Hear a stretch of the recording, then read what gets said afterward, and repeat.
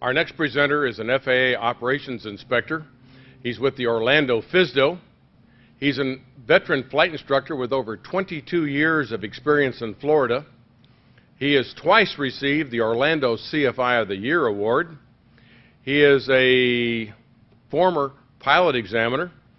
He's administered hundreds of flight checks.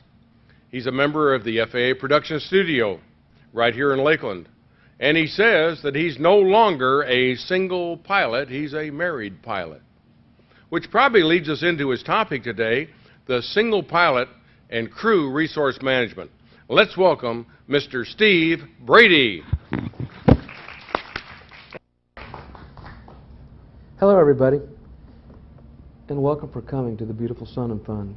I tell you, I don't know if you've been in our facilities before, but we'd like to thank everybody, all the operators. These are volunteers that come here almost 7 days a week, and I would put this studio against any commercial entity, Channel 6, Channel 9, or whatever channel. We're very, very fortunate. And also we'd like to welcome all our internet viewers. We're live streaming on the internet. And we'd also like to welcome our Aviation Training Network satellite viewers also. So, again, I'd like to thank you for letting me speak. This is a topic that's very near and dear to the administrator, which is cockpit resource management for the single pilot. I know the flyer showed single pilot IFR, which was a little bit of a mistake, but we are using CRM for the single pilots. As Walt said, I'm working for the Orlando FSDO, but prior to that, and nearer and dearer to my heart, was the years I spent as a flight instructor doing numerous freelance flight instructor activities, as well as being picked for several 141 schools to do assistant check instructor duties. My children have literally grown up in this building, and I got the best call in the world yesterday while I was upstairs working in the booth, and my youngest daughter has called, who graduates from college next week, and she has called and wants to learn to fly, so I get to do that very soon. And they have literally grown up in this building as this building has evolved, so has she. Today's topic, CRM. I wasn't too aware of CRM when I came into the FAA. I'd always flown by myself or with somebody else that was not a pilot, so typically I would be in the right seat. And as I did the right seat stuff, you are an observer. You demonstrate, you explain it, you demonstrate it, and then you observe the student performing those duties. And you don't stress enough cockpit resource management. So I got into the FAA, automatically I was thrown into the two-pilot environment, and I'll be honest with you, it took me quite a bit of time to learn how to operate in that environment. So I put together this little presentation. It's not going to be as long as some of the former presenters. However, it touches on what this inspector's opinion is. I'd like to clarify that. This is not the FAA's opinion, although they concur with some of the things. These are my opinions on what I have seen over the 25 years of doing what I do. And again, thank you for letting me do this for you. I pose a question to people: is general aviation safer than air carrier transportation? Now, over the previous 5 or 6 days, if you've been in here and you've seen some tremendous speakers, John and Martha King, the couple that did the glass cockpit aircraft. And we're going to talk about glass cockpit aircraft a little bit later on, because it offers a tremendous amount of additional information for the pilot, which makes them have to adhere even closer to a resource environment in the cockpit. What do you guys think? Do you think single pilot general aviation, do you think it's safer than air carrier? What about you, sir? Do you think it is? I believe so. All right, we have a hand that says it's safer. But the answer is, what do you think?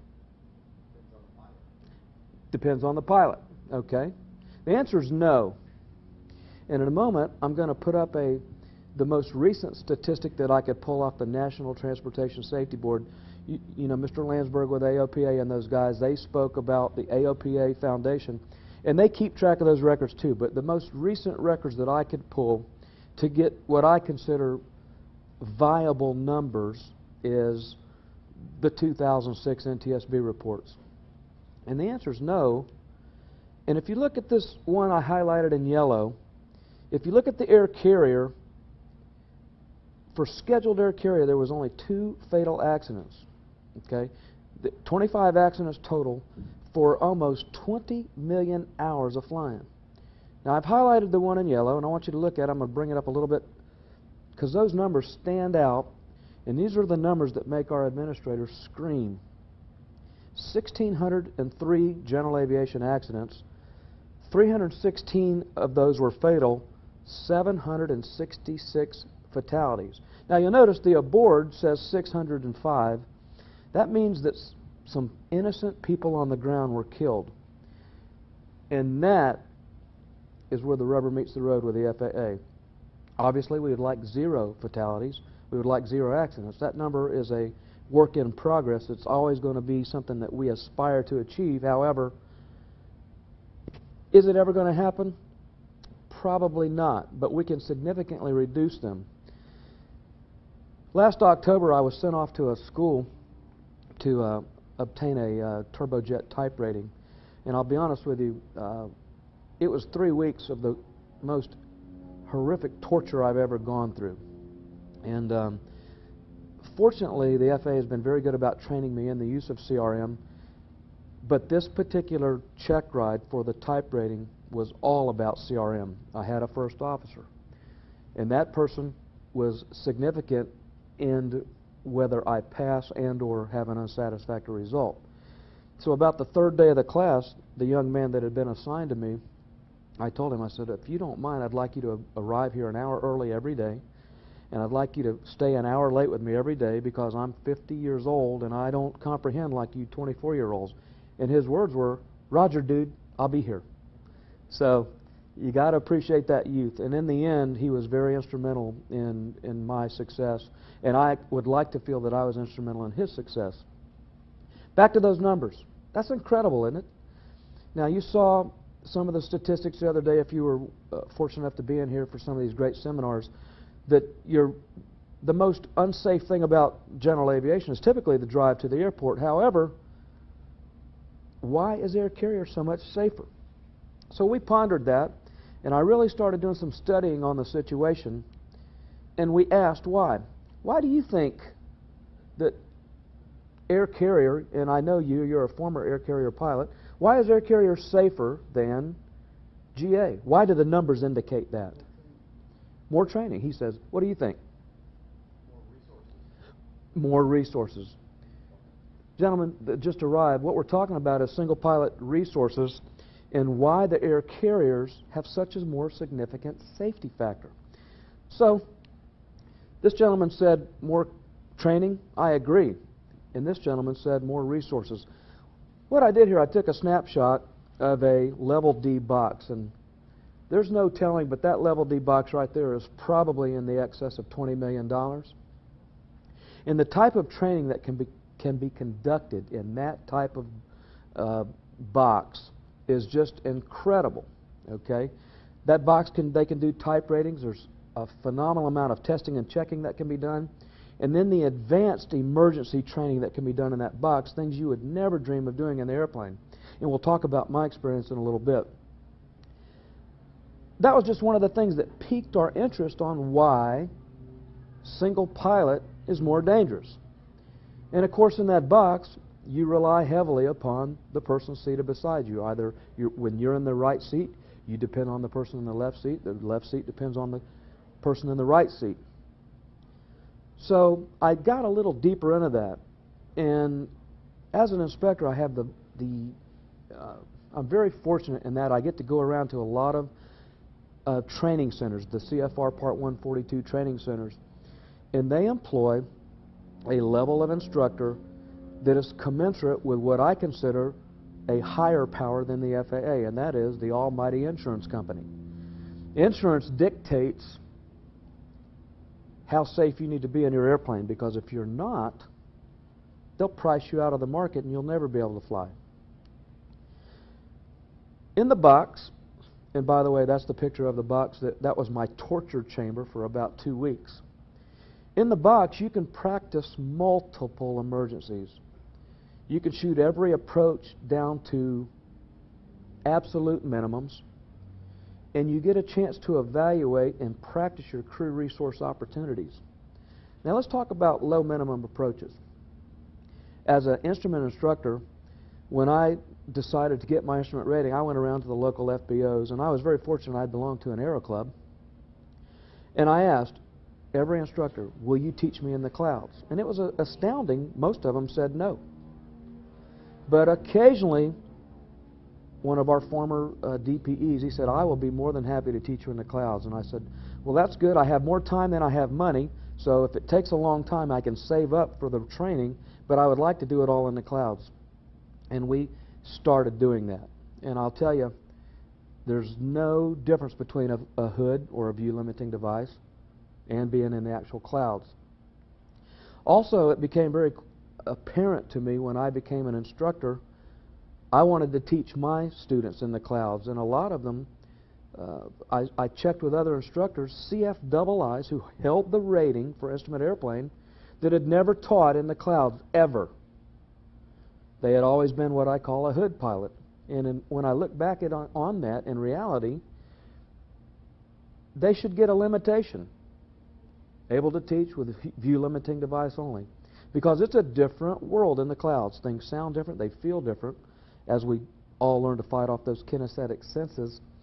And I later learned that for instrument approaches, most people were only teaching about 75% of an approach. In an instrument approach, there's typically 4 parts: the initial, the intermediate, the final, and then most importantly, the missed approach.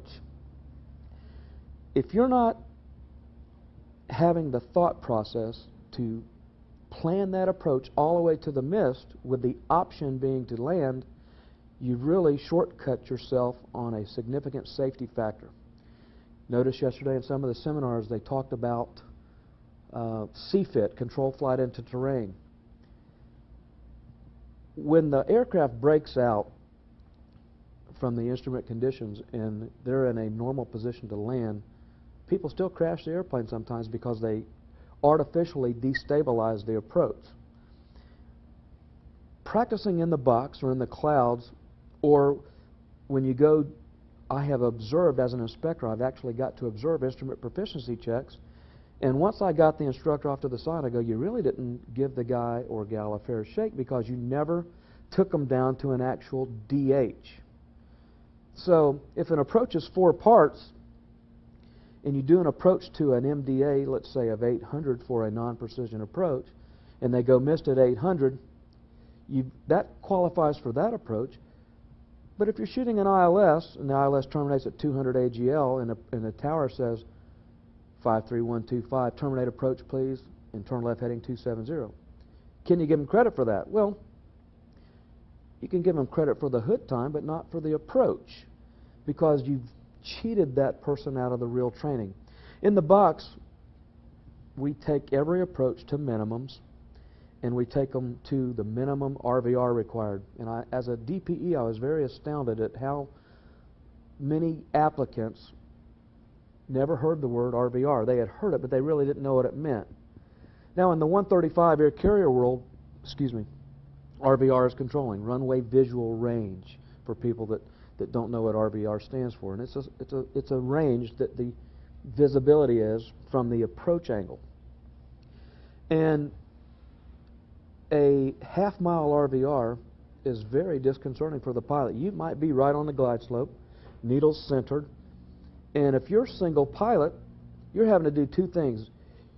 You're really having to fly the stabilized approach and be the eyes outside. With a crew, the captain's down, he's driving the bus, and the first officer is outside, and it's the best thing in the world to hear, airport in sight, or airport lights in sight at 12 o'clock, Captain. All right? Roger, I'm down. Once those verbiage comes through your headset, number 1, it's a little bit of a relief. Number 2, it lets you go down to another 100 feet, which might get you in. Also, for the single pilot who's doing his own crew resource management, he or she needs to say to themselves, DH, airport not in sight, I'm missing my approach. And that miss needs to be committed to memory. In a crew resource environment, you have that guy calling it, and it's real easy because we always have an agreement. Don't let me do anything stupid, Bill. Roger, Steve, I won't let you do anything stupid. You don't let me do anything likewise. And that's a very good thing. And that's why airlines are safe. Again, they're safe for several reasons. They can practice a plethora of emergencies, and they can practice their crew resource. I do a lot of en routing as an inspector. En routing is where we get in the cockpit of the airplane and travel from point A to point B with them. Most recently, I went from Orlando to Dallas and got to watch the crew resource in action, and I just take notes. And at the end of the flight, we can talk about it with the crew. And I always learn something, and typically they do too. And I think everybody in aviation is a student of the game. Some of the other reasons I put in here was that commercial operators, they typically fly every day or thereabouts.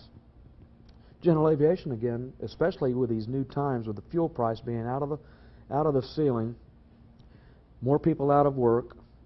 Hopefully we'll never have an aviation landing fees and stuff. Again, my opinion, because I think it would be probably one of the last stakes in the heart of general aviation. But general aviation is typically more recreational, and we probably don't train as intense as we should. And I get to sit in on flight reviews occasionally so that I can fulfill some 61 requirements in my surveillance as an inspector. But even as a former pilot examiner and instructor that instructed in the local area, I didn't see the level that I see now. In fact, I was probably guilty myself of, I know John, I've known him for years, we're going to go do the $100 hamburger. The Wings program was put into place to kind of thwart that a little bit. So, by asking that question, how often do you fly, or more importantly, how often do you train, we open up kind of the inner sanctum and say, it's a self-gauging question. When you do the flight review, and as I started getting better at doing them, sometimes I might take 2 and 3 lessons to get the flight review. See, you're dictated by a practical test when you do a check ride that it's either satisfactory or unsatisfactory. But on a flight review, you simply refrain from endorsing. And it's hard to tell your friends, say, John, I've known you a long time, you fly pretty good, but you're really not too up to speed on your airspace, or you really couldn't tell me what a NOTAM is. And I'll be honest with you, I put NOTAMs in red because I travel the circuit with a group of inspectors occasionally. One of them is one of our retiring inspectors, Bill Hohenstein, and we do what's called the CFI Roadshow. And one of the gentlemen that accompany us is Steve Ruckman. He's one of the guys at Orlando International. And Steve is a phenomenal speaker, and he's very knowledgeable about NOTAMs and stuff. And when he publishes a NOTAM up on the board, you almost have to have a law degree from Berkeley to read it. And so AOPA, as well as the FAA, they publish on these sites now easier ways to read NOTAMs. But invariably, you'll ask somebody about a NOTAM on a flight review, and they won't know. And I tell you, I was asked about one. I get used to the ones locally. I get used to the Disney NOTAM, the TFR for Disney. I get used to the one when the shuttle goes off. But here I was out in Dallas and had to read a Dallas NOTAM with the pressure of a check ride looming over my head. So wow, I had to get busy with it. Graphic TFRs are pretty easy to see, but the published NOTAMs, like the FDC NOTAMs and stuff like that, they require a greater amount of awareness. I ask, can you read a NOTAM? When's the last time you read one? When's the last time somebody gave you a NOTAM to read on a flight review? And these are all part of things that make CRM safer for general aviation because, yes, sir? Well, can I ask a question? Yeah, absolutely. Do you think we're going to get to a point where all the translation is going to be in just plain language? All right, what his question was, ladies and gentlemen, was, and for you people that are watching on the streaming video, is there ever going to be a point in time where the NOTAMs and all types of publications are in plain English? And it's a great question. On a lot of the sites you go to right now, some of the commercial applications, WSI, Duots and stuff like that, they have a link where you can click that says English version. But no, Tams, I'm here to tell you, even in plain language, it is hard to read. You almost have to take a plotter. You almost have to take a measuring stick and plot, or take a section and plot the actual locations so that you can see the locations. And I urge you to go to FAA websites. There are what's called customer feedback. And also, I urge you to go to www.fasafety.gov, because their eyes and ears watching that, and those are the types of verbiage and feedback that they need to go to Washington. I agree, it should be a lot simpler, in a lot simpler format. Also, people that have a lot of these new modern avionics, they get very complacent in where they're at and where their little crosshairs show the aircraft to be. And in a case of in what we call a pilot deviation, where you've had an incursion into airspace that you were not authorized to go to, well, I had a G1000. I've heard it 100 times. That dog doesn't hunt with the enforcement. However, if it was in plain language, it would make it a lot easier. And I highly encourage you to voice that on customer feedback. Part of the problem today I see is preparation. And a little bit later in the program, you're going to see where an inspector and I, he's a good friend of mine. He was a pilot examiner for years, and he's also one of our production people. We did a reenactment, and you're going to see I'm really cutting up. But this is based on a true.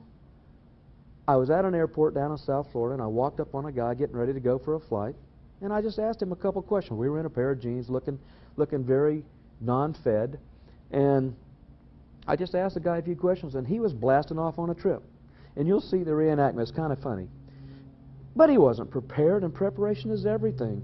See, at the airline level, i.e. the captain and his first officer, they arrive. The weather's already published for them. It's all printed out on a printout. The airplane's, with the exception of the pre-flight walk-around, the airplane's been maintenance released. They already know the passenger configuration, with the exception of the last few baby strollers or stuff like that. So a lot of their preparation work is done. Most recently, I got on an airline, and I was there an hour before they got there, and I just watched how they prepare, simply so that I could be better prepared to talk to you guys today about this. First officer was running a little late. He jumped on board, grabbed a flashlight, and goes, "I'm going to start the walk around." I go, "Roger, I'll be right behind you, footstep for step." Now, I had already got on board and read the maintenance for the previous day's maintenance and the previous release for that aircraft from the flight it just landed. He never read it.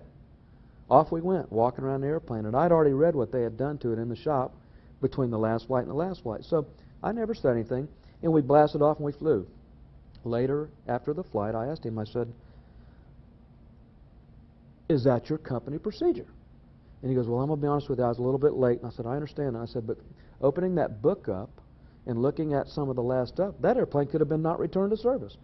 And if it had been, I would not have flown. Trust me, I would not have become part of that little deal. But anyway, he did, and he took the criticism very professionally, and we went about it. So that particular day, your tax dollars paid me for what I'm supposed to be doing, and that's to be looking out for you. But for general aviation, do we prepare enough? In my little video, which is a 100% reenactment of what happened, you will see that we don't. Do we assess the risk? Earlier, you heard if you were here the last several days, you heard a lot of people talking about how they assess risk and what they do to risk management. And it's another area I think general aviation falls short. You saw the I'm safe, the illness, the medical, the stress and all that, the fatigue. However, there's a lot more things involved with it. Are we current? Now, just because we have a current flight review in our logbook, we might not have flown since those 6 months. One of the problems I see is you get a check ride. On check ride day, your nerves are up. You take the check ride. By God, hopefully I pass, you pass. And that's about the best we're going to see you for the next... We don't get to see you again until another rating and or an instructor gets to see you. And it's a tough job for the instructor because we already talked about John giving his buddy Bill a check ride or a flight review. So a lot of times we don't assess the risk. The weather's going to be marginal. Are we going to be able to make it? So, having said that, it's something we need to slow down and take a look at and look at the big picture. Our skills. Now I'm going to tell you, I've been in the FAA now, I'm coming up on 6 years, and 5.5 years ago, I was brand new in the FAA, 6 months into it, I was a good pilot. I flew all the time. I instructed every day. In fact, it's hard to believe I am a married pilot versus single pilot because my other 2 wives didn't like that I flew all the time.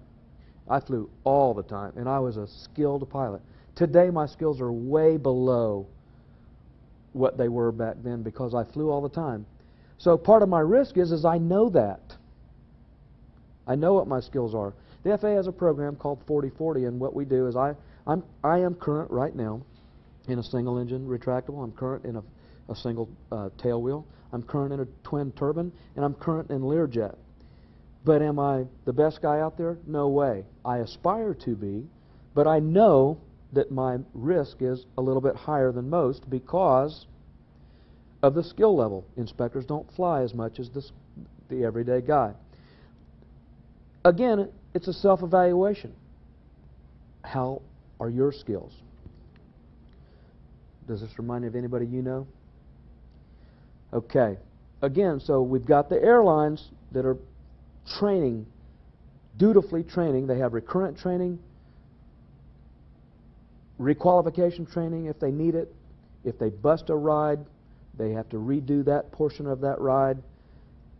Here, in the 61 world, it's not as stringent. So that probably accounts a little bit for some of the general aviation higher fatal. All right, you're going to see a little video that I did, and I am not kidding you that 15 minutes before we took that still shot that is going to turn into a video, there was not a cloud in the sky. Not one cloud existed in that sky. Of course, this is Florida.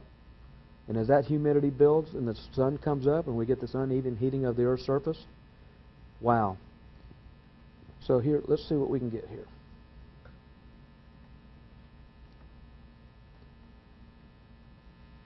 I'm not getting any mouse.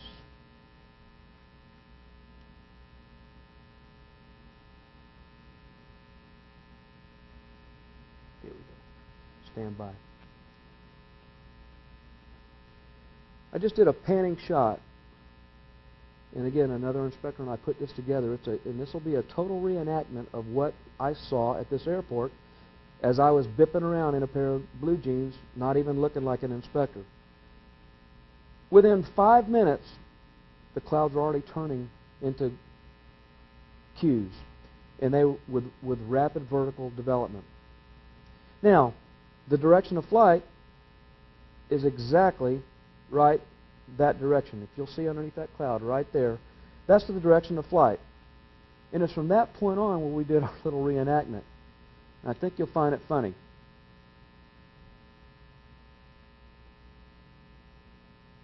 Volume on the computer, please. Hey, it looks like you're getting ready to go now? Yes, sir. Did you check the weather? No, there was no need to check the weather. No need to check the weather. 100 times. But did you look? Did you look over there? It looked like we have a lot of. That's just the way the guy was loading his buildups over airplane. He's there throwing the stuff in the front. somehow. Yeah, you know, it's summertime in Florida, so it's every day like that. So Every day in Florida's like that. I'll fly right up to it. If it doesn't look right, I'll just pick a diversion or an alternate and go land. Did you hear what he said? He said, I'll fly right up to it. If I don't like it, I'll just go somewhere else. There's plenty of places to land in Florida. This is what the guy told me. I wrote it all down. We were coming back in our G car, and I said, we're scripting this because I got to play this for the people. This is why general aviation is not as safe as air carrier. Air carrier has a plan. This guy didn't have a plan. I mean, it's kind of funny. I couldn't believe it when it happened. Sound on the computer, please. It's up on the seat beside me.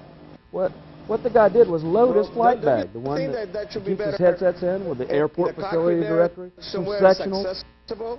And he was where it'd be questioned. good, I questioned the guy. you Don't know, you need that in the handy cockpit? and, No, you I could got use everything it. I need. I threw it on the I seat. don't know how long cost went through something Now like that's that. cockpit resource management. I've got what I need. See, I got all I need. I got all I need.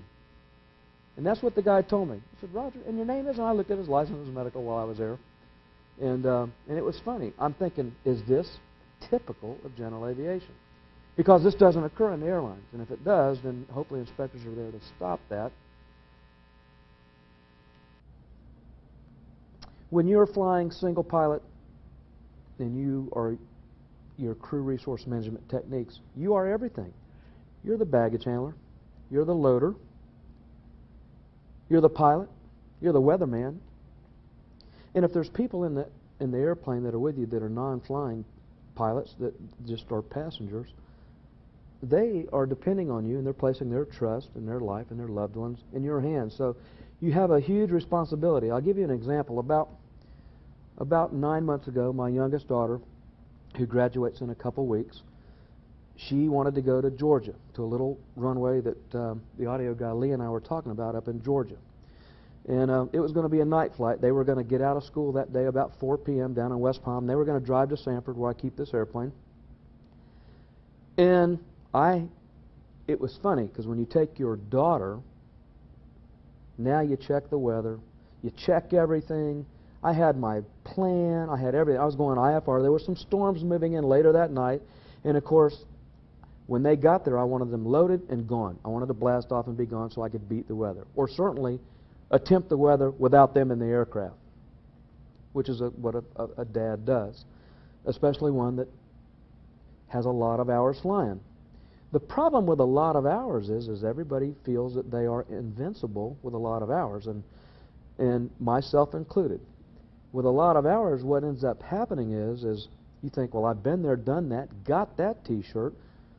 I know I've got a good plan. This airplane did have weather avoidance equipment in it, which is a wonderful tool to have. And so they arrive, and sure enough, here's her and 4 of her friends from school. But she didn't tell me they were the football team. My God, were they huge. And they all had these big duffel bags. So now I had to weigh everything, and we ended up putting a lot of the stuff in her trunk and leaving it. They were going on a little whitewater rafting trip up in Georgia, and I was going to drop them off, and then they were going to come back with some friends of theirs in a car. All right, so problem 1 of the chain of accidents was overloaded, I had to unload, and now we're blasting off late. So now I'm not sticking to my plan for crew resource management, because now I'm the first officer, and I'm the loading guy, and I'm the pilot, and now I'm running late. So we blasted off, and pretty uneventful. You know, airplane, as it flew very well because it's nice and heavy, a lot of mass. But the airport wanted to give me an intersection takeoff. Okay, intersection takeoff, wonderful, because I am running late anyway. That'll save a good 10 minutes. I took it. Step 2, wrong. Okay.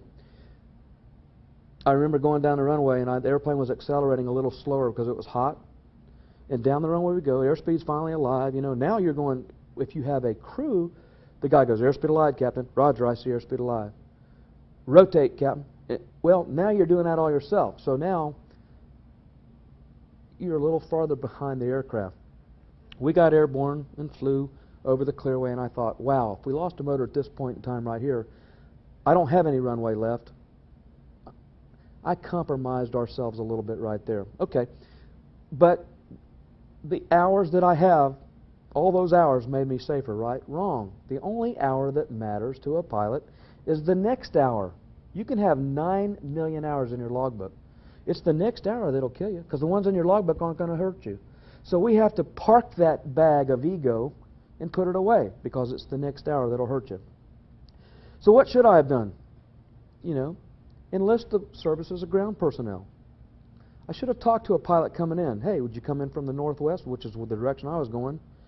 What's the weather you see? Flight service station I had called earlier in the day from the FSDO. I called them from my desk and said, okay, I'd like to file IFR. That way, that part of the portion had been done, but I didn't update it when I got there. See the mindset? That's what I'm talking about. Airline, when they show up, automatically have it on a printout waiting right there for them. Somebody does it for them. Another reason they're safer.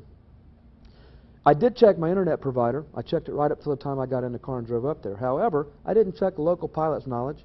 There was nobody around, and I was in a hurry, and I wasn't going to talk to him anyway. I was gone. I did talk to ATC. So those are some of the resources that you can use. Nobody can tell you how to develop your own CRM methods. You need to develop your own.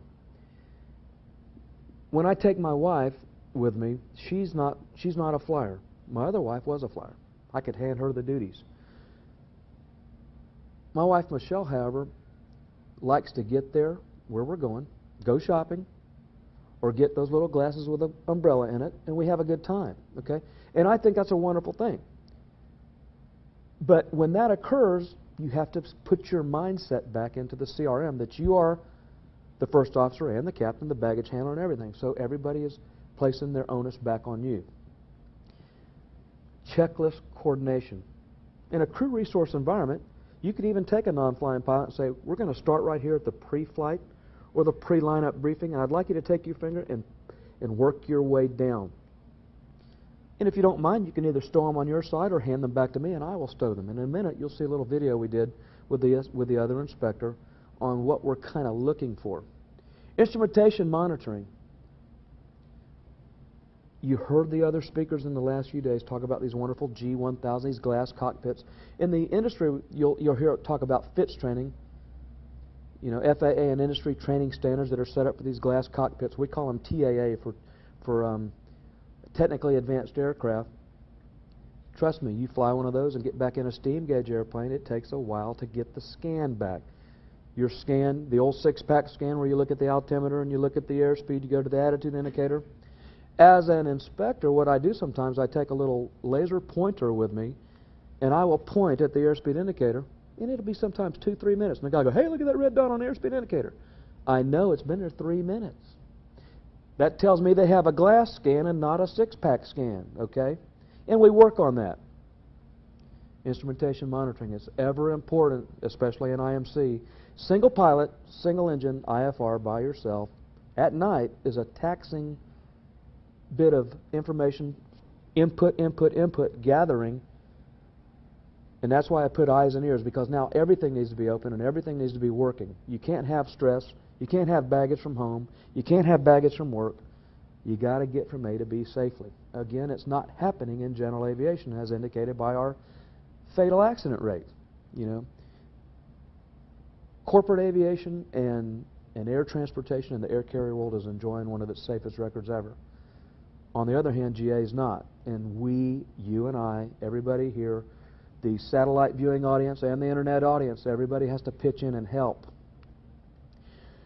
This is my buddy. He's my assistant. He was my mentor for years. He's a former pilot examiner also. And we put this together the other day. Audio on the computer, please, and here we go.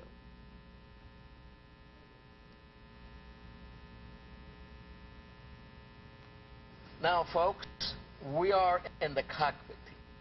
The key to single pilot operation or the successful single pilot operation is cockpit organization. Can you all hear him okay? You really need to take your time and think through exactly how you're going to lay everything in the cockpit so it's within easy reach of you and does not create any additional stress when you're flying.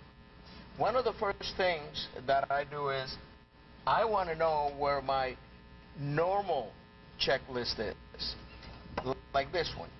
In this particular case, I have it in this pocket right here, easy accessible. In addition to the normal procedures checklist, I also want to have access to the emergency checklist, which I hope I never have to use. But if I do, I know exactly where it's at. And I keep it handy right in this pocket. The next thing that I want to make sure that I have is a knee pad of any kind. Something is like a portable desk. It helps you to write things. Make sure you have plenty of paper and any pens or pencils. Maybe have at least 2 or 3, because if you lose one pen or a pencil, you don't want to be searching around in the cockpit. You can just go ahead and grab another one. So that would be a good tip for you to do. Now, if you are flying IFR, which is when the stakes are really up, I strongly suggest that you have one of these flight organizers. You can have any kind. It doesn't necessarily which one. But at least it keeps you organized. In this case, for instance, we have the departure airport, which is right here. The next thing will be our destination. In other words, it's just organized in that fashion. If we get to the destination and we can't do an approach, what do? We go to the alternate. And it's laid out right here for us. And you can have any other approaches that you may want to have here in the back.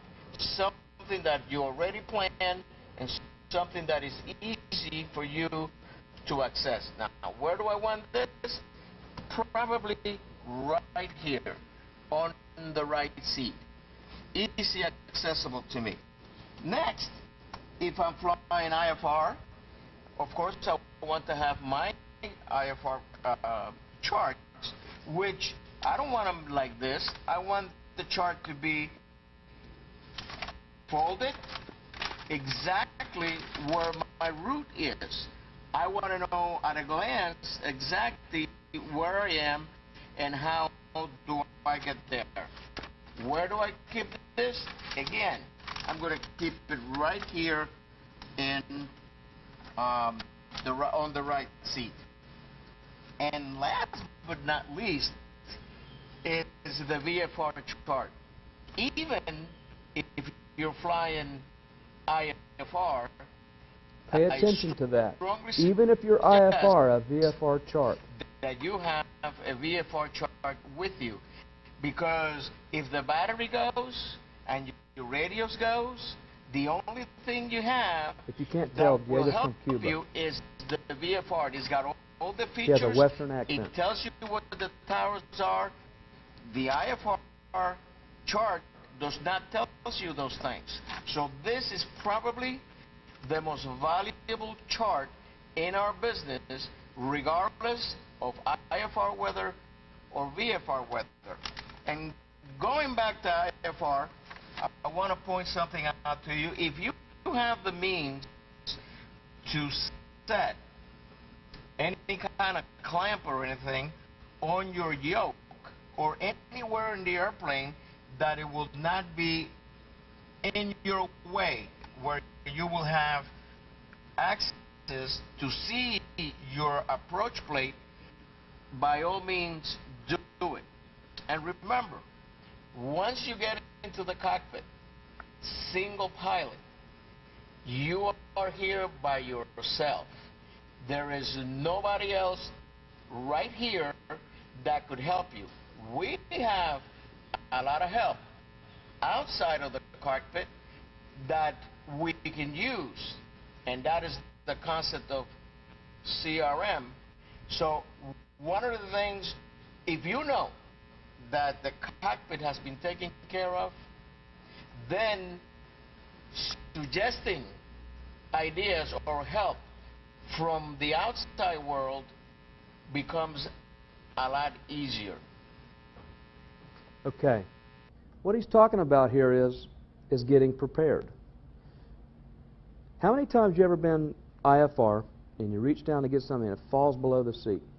We all know that vertigo is greatly enhanced by the head down movement and raising the head rapidly.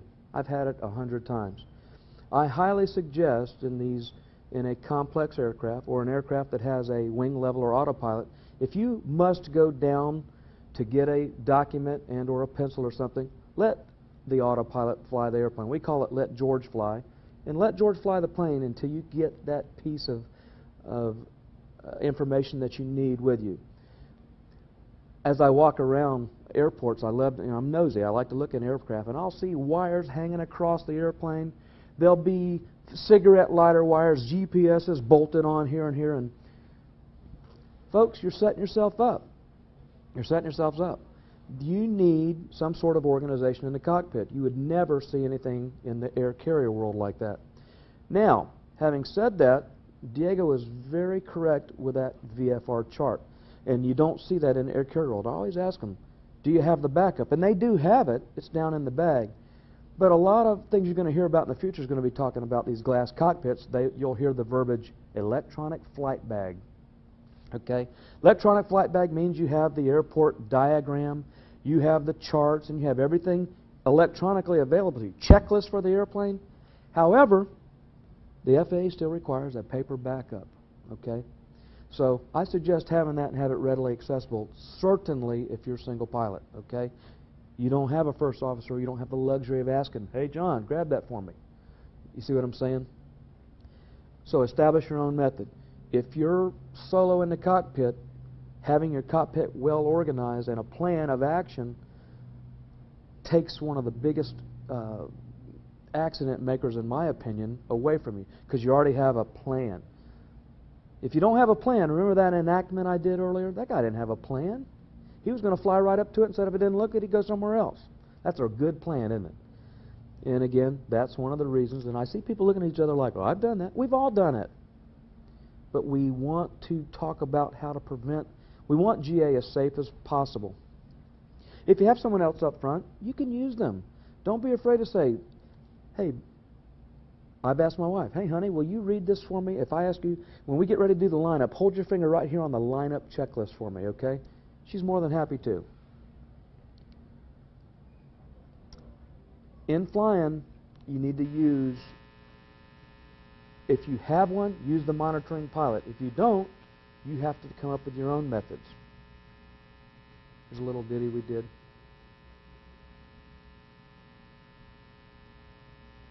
When we don't have another pilot sitting beside us, I apologize for this equipment. This computer up here is a little bit slower. When we difficult tested it, for it the was pilot, fine. especially with respect to cockpit resource management.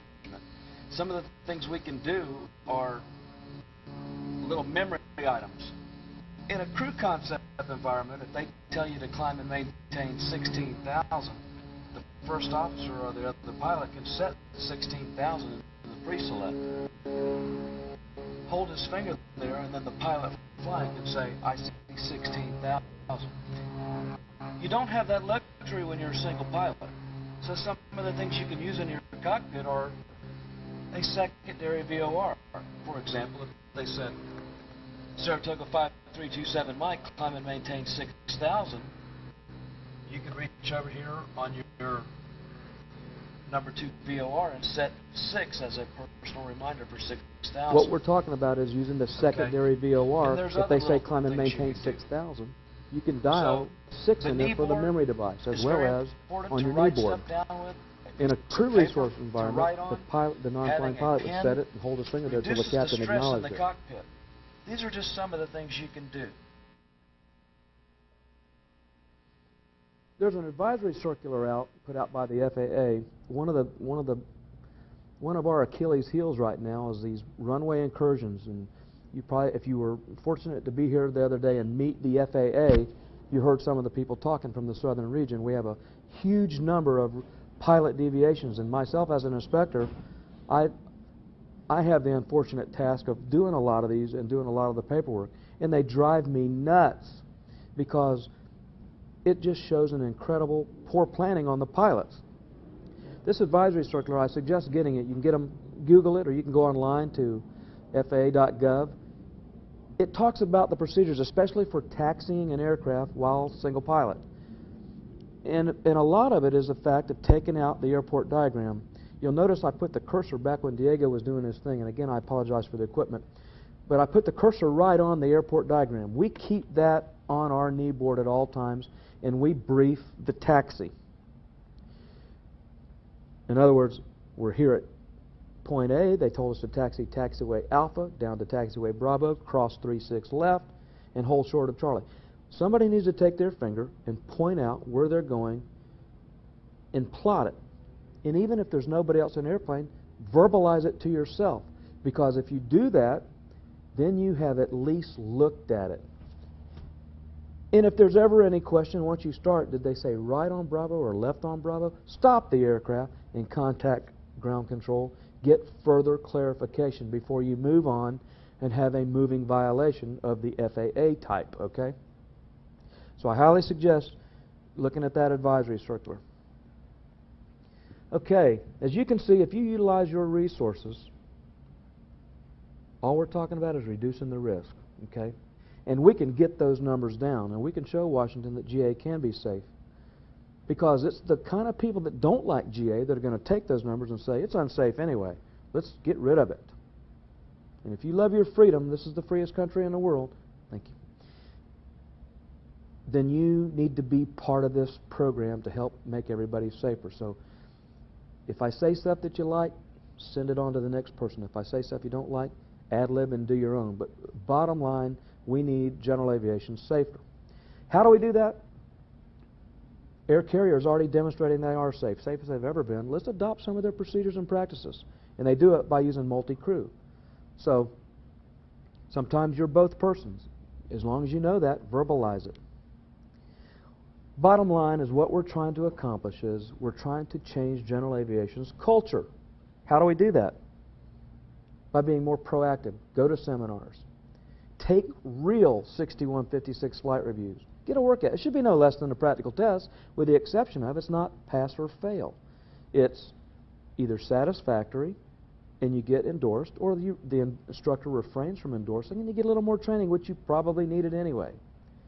I still do it. We need to lower the accident rate. We need to lower the fatalities. I know glass cockpits and all that are wonderful, but they are terrible for getting everybody to what I call the Jefferson syndrome.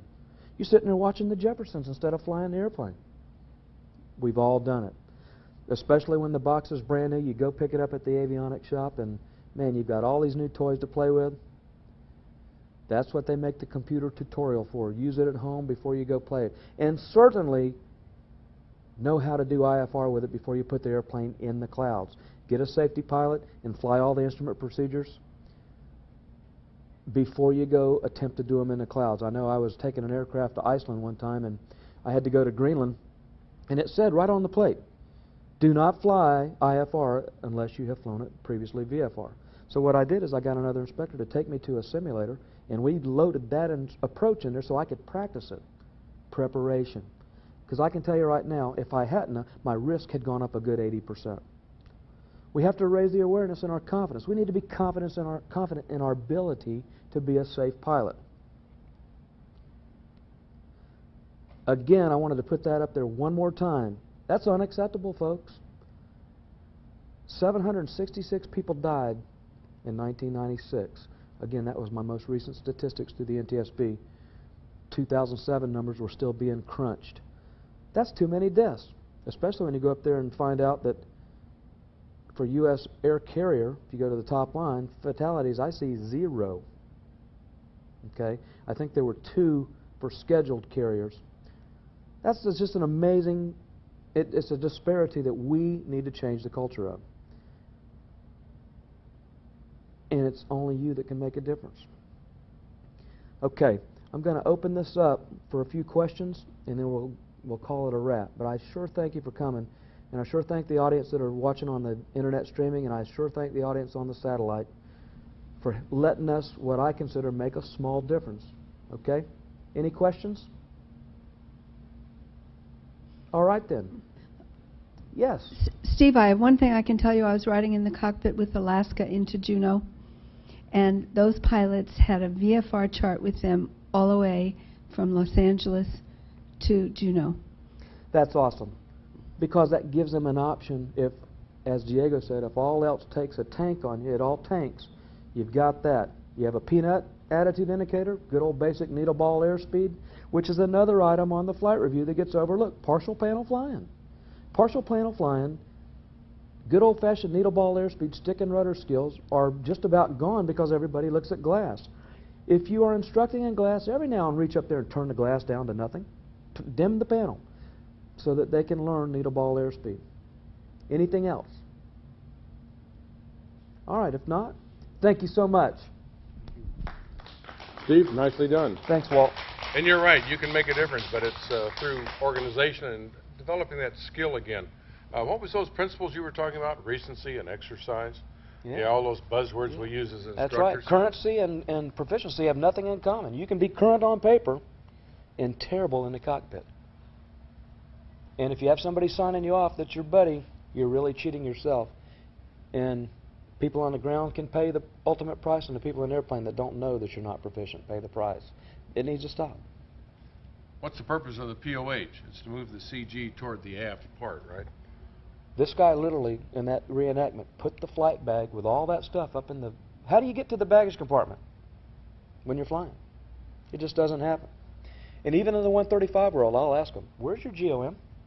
Is it easy access? Where's the emergency procedures? So anyway, thanks a lot, and every one of us can make a difference.